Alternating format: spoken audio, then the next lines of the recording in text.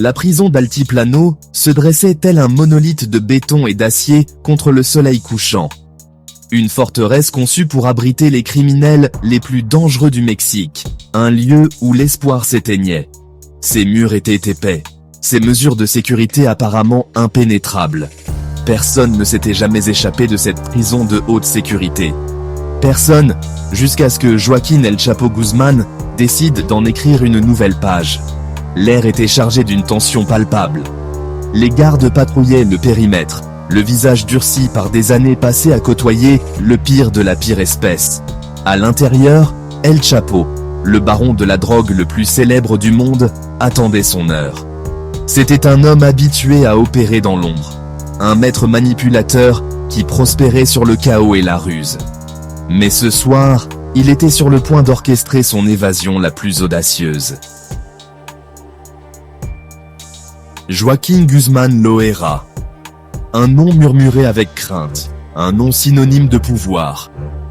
Né dans la pauvreté dans les montagnes de Sinaloa, il a gravi les échelons du monde de la drogue pour devenir une légende. Son cartel de Sinaloa, une vaste organisation criminelle, tenait le Mexique sous son emprise. Il a fait le trafic de tonnes de cocaïne, d'héroïne et de marijuana, amassant une fortune et laissant derrière lui un sillage de violence. Il a échappé aux autorités pendant des années, sa légende grandissant à chaque fois qu'il leur filait entre les doigts. Il était un fantôme, une histoire à faire peur aux aspirants narcos. Puis, en 2014, il a été capturé. Le monde entier s'est réjoui. Le Mexique a poussé un soupir de soulagement. Mais El Chapo n'en avait pas fini. Il préparait déjà son retour, son évasion des entrailles d'Altiplano, un témoignage de son ambition inébranlable et de l'influence corruptrice de son pouvoir. Le plan d'évasion était audacieux, à la limite de la folie. Il nécessitait une planification méticuleuse, une loyauté indéfectible et un réseau de corruption qui s'étendait jusque dans les murs de la prison. El Chapo, confiné dans sa cellule, était le cerveau. Mais il avait de l'aide. Des lieutenants fidèles à l'extérieur coordonnaient l'opération, chacun de leurs mouvements dictés par les murmures de leur chef incarcéré. Des pots de vin ont été versés, des gardes ont été corrompus, et l'information circulait comme de l'eau à travers les fissures du système pénitentiaire. Une équipe d'ingénieurs et d'ouvriers du bâtiment a été rassemblée. Leurs compétences achetées et payées avec l'argent sale d'El Chapo. Ils seraient chargés d'un exploit impossible, construire un tunnel d'1,5 km, menant directement au cœur d'Altiplano et à la cellule d'El Chapo. La construction du tunnel était une merveille d'ingénierie, et un témoignage du désespoir d'El Chapo et de ses hommes. À la faveur de la nuit, ils ont peiné, la terre cédant lentement sous leurs coups de pioche incessants. Le tunnel était une prouesse technique, renforcée par des poutres métalliques, équipées d'éclairage et de ventilation. Au bout du tunnel, une moto attendait, symbole de liberté et témoignage de la croyance inébranlable d'El Chapo en sa propre invincibilité. Chaque mètre creusé alimentait leur conviction que l'impossible pouvait être réalisé. Le bruit du creusement était masqué, l'évacuation de la terre soigneusement orchestrée. Plus ils se rapprochèrent de la cellule d'El Chapo, plus les enjeux étaient élevés, et plus la tension était palpable. Ils jouaient un jeu mortel, risquant leur vie pour un homme qui pouvait les récompenser grassement ou les réduire au silence, définitivement. À l'intérieur de la prison, l'air s'épaississait d'anticipation. El Chapo, d'habitude un homme d'une confiance inébranlable, ressentait une pointe de doute. Le plan était en marche, mais les doutes persistaient comme des ombres dans sa cellule. Il arpentait sa cellule, l'esprit en ébullition.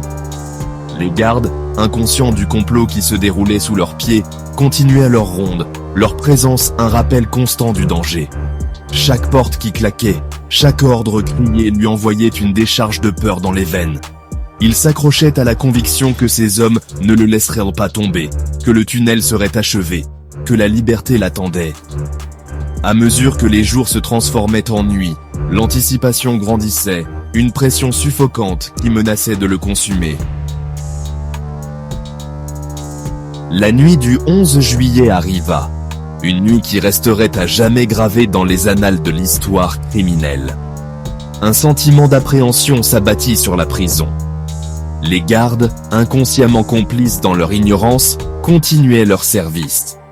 El Chapo se tenait au-dessus d'un trou, dans le sol de sa douche, l'aboutissement de mois de planification et un témoignage du pouvoir de son influence. Le tunnel était terminé. Il descendit dans l'obscurité, l'air épais de l'odeur de terre humide et d'anticipation. Il enfourcha la moto qui l'attendait, le moteur rugissant, un cœur mécanique battant dans les ténèbres. Il roula, les parois du tunnel floues, le cœur battant à tout rompre. Il émergea dans l'air frais de la nuit, un homme libre une fois de plus. L'évasion provoqua une onde de choc au Mexique et au-delà. Les titres des journaux criaient l'audace, l'effronterie de l'évasion. Le gouvernement, pris au dépourvu et humilié, s'est empressé de réagir. Une chasse à l'homme massive a été lancée, des soldats et des policiers inondant les rues. Altiplano, autrefois symbole d'une sécurité impénétrable, était désormais un monument à la corruption et à l'incompétence. L'évasion a révélé la corruption profondément enracinée qui gangrenait le Mexique, l'influence d'El Chapo s'étendant bien au-delà des murs de la prison. Ce fut un coup dur pour le gouvernement, une victoire pour le cartel et un rappel terrifiant que personne n'était hors de portée du pouvoir d'El Chapo. Pendant 6 mois, El Chapo fut un fantôme, introuvable. Les autorités chassèrent des ombres, chacun de leurs mouvements semblant anticipé par le fugitif. Mais El Chapo, habitué à une vie de luxe et de pouvoir, devint imprudent. Il avait soif des projecteurs, de l'adulation qui accompagnait le fait d'être le criminel le plus célèbre du monde. En janvier 2016, il a été repris lors d'un raid audacieux à Los Mochis, Sinaloa. Son bref aperçu de liberté était terminé. Il a été renvoyé en prison, cette fois sous une sécurité encore plus stricte. Le gouvernement, désireux de sauver la face, a juré qu'il ne s'échapperait plus jamais. Le procès d'El Chapo fut un spectacle médiatique, un événement mondial qui captiva le monde entier. Les preuves contre lui étaient accablantes, témoignant de la vaste entreprise criminelle qu'il avait bâtie. Il a été extradé vers les États-Unis, une décision qui a provoqué une onde de choc au Mexique. En 2019, il a été reconnu coupable de tous les chefs d'accusation, mettant fin à son règne de terreur. Il a été condamné à la prison à vie, confiné à la prison de haute sécurité ADX Florence, dans le Colorado. Un lieu conçu pour détenir les criminels les plus dangereux du monde. Il passerait le reste de ses jours à l'isolement, sa légende à jamais ternie. L'évasion d'El Chapo d'Altiplano a cimenté sa légende. C'est une histoire qui a captivé l'imagination, un témoignage de sa ruse et de sa cruauté. Mais son histoire est aussi un récit édifiant, un rappel de l'impact dévastateur du trafic de drogue et de la corruption qu'il engendre.